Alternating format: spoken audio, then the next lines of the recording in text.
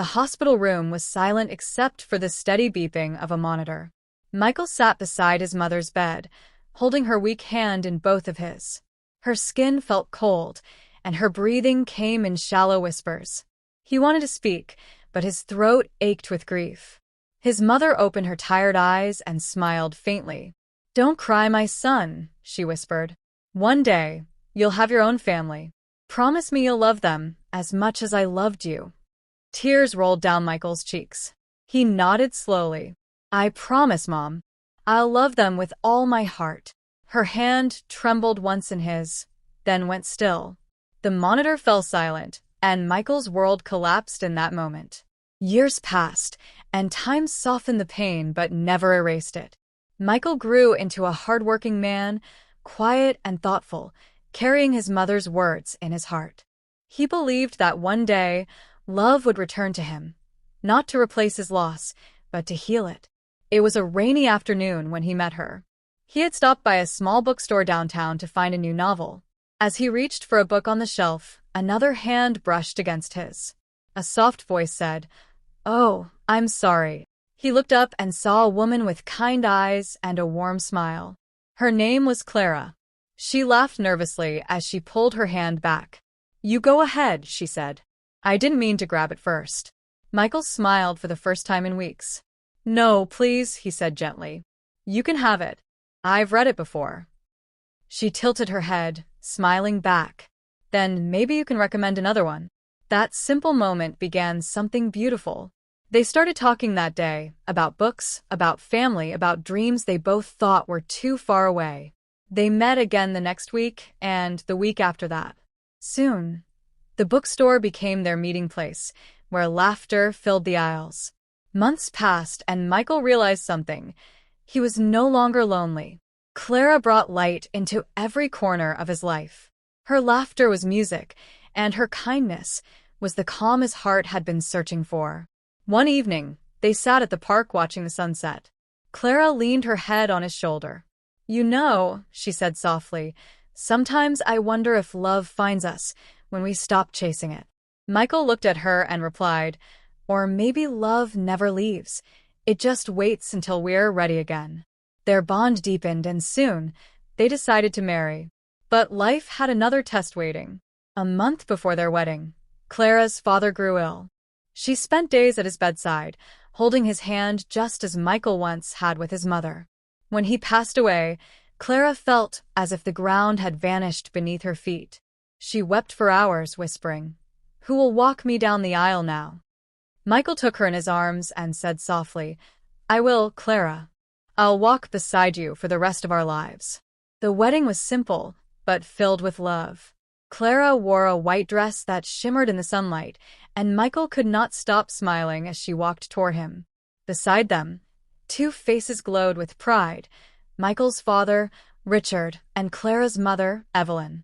As the ceremony ended, Richard leaned over to Evelyn and whispered, "Your daughter's smile could light up the whole town." Evelyn chuckled softly.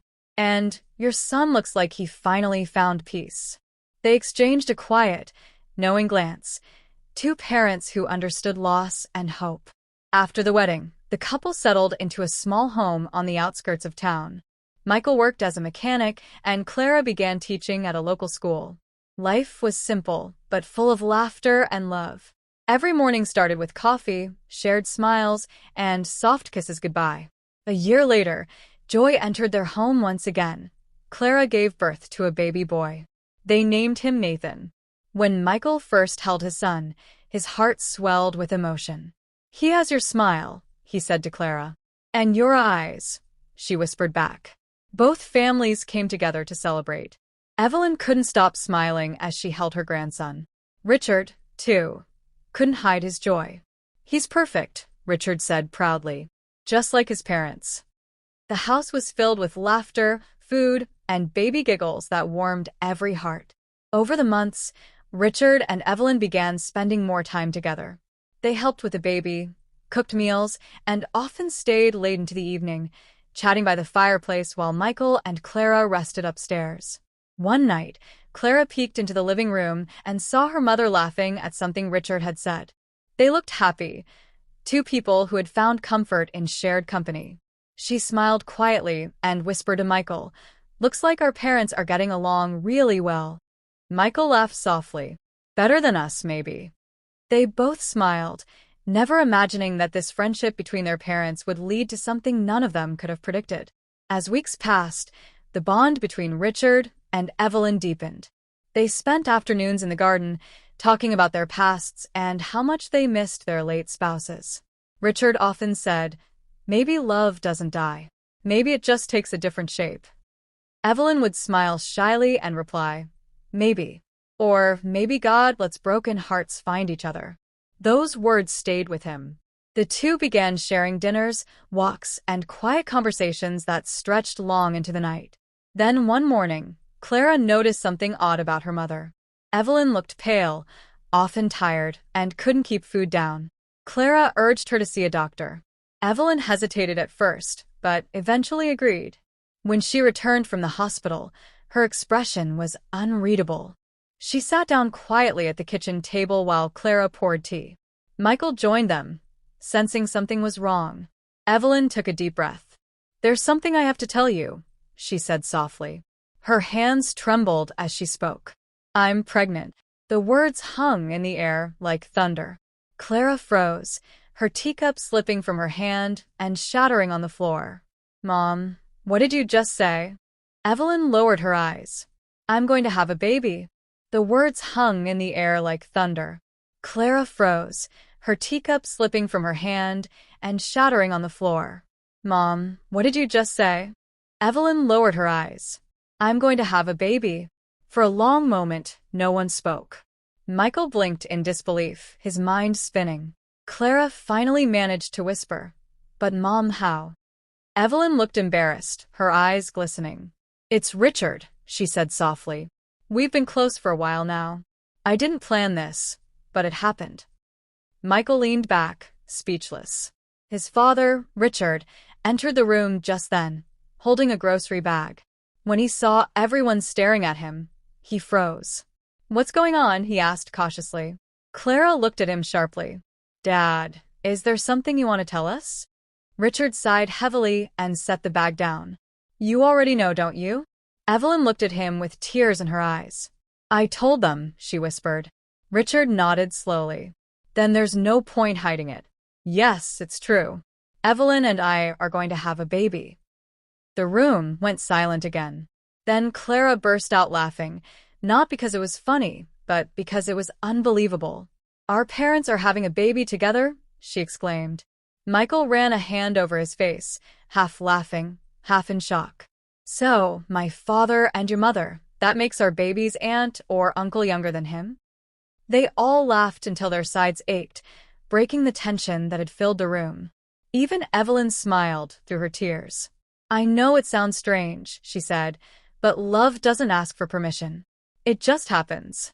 As weeks passed, the family began to accept the news. Some neighbors gossiped, whispering behind fences, but Michael and Clara stood firm. "We have nothing to be ashamed of," Michael told them.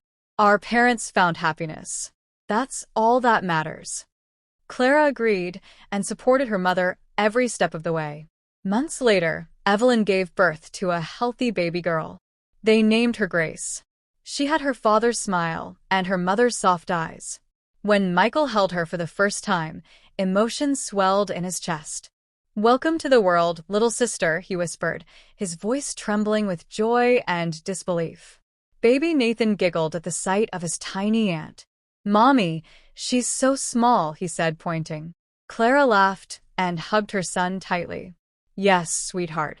That's your Aunt Grace." The family burst into laughter once again. It was an odd, beautiful, messy kind of joy, one only life itself could write. Over the years, the two families became one inseparable circle. Richard and Evelyn raised Grace with love and tenderness. Michael and Clara watched Nathan grow strong and kind.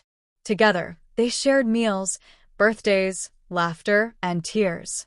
People in town stopped gossiping and started admiring their unity. In the end, Michael understood what his mother once meant.